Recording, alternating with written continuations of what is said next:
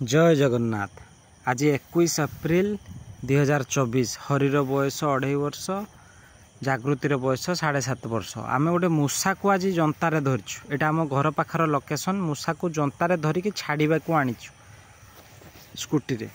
ताकू गोटे जंता ता आग दिन रखाई। एटा जंता जो दिन आसला से दिन एटा फास्ट बॉल मूषा पड़ी जाइए। बहुत हैरान कले मूषा मैंने आमको। चारिआडे जिनस एपट सेपट आलू बिलाती सबू खाईदे। तापर आम ताकू जंता धरलु कहीं विष देले मरजीव। जंतारे धरिकी ताकू छाड़ियापाई चिंता कलु। देखला बेलू फास्ट दिन जंतारे पड़गला मूषा। एबे ताकू छाड़िया को आसचु। ये आमर स्कूटी रे आम 3 जन आसिकी पहुँचु घर टू किसी दूर रे। हाँ 200 मीटर खंडे दूर हम।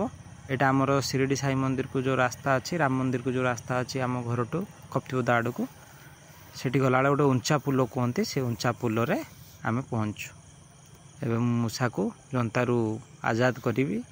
मूषा भी राति पाखर जंतार पड़िकी जो 2-3 मास है खाई खुईकी सब ये होता, से जंतार पड़ी कौन माने कौन हो गला। देखु हरीर बहुत खुशी। हरी जागृति 2 जन एभलिया जंतारे मूषा धरा जाए बोली भाभी नथिले। जंता आणला पाखर भावुले ये कौन हम काम कौन आर।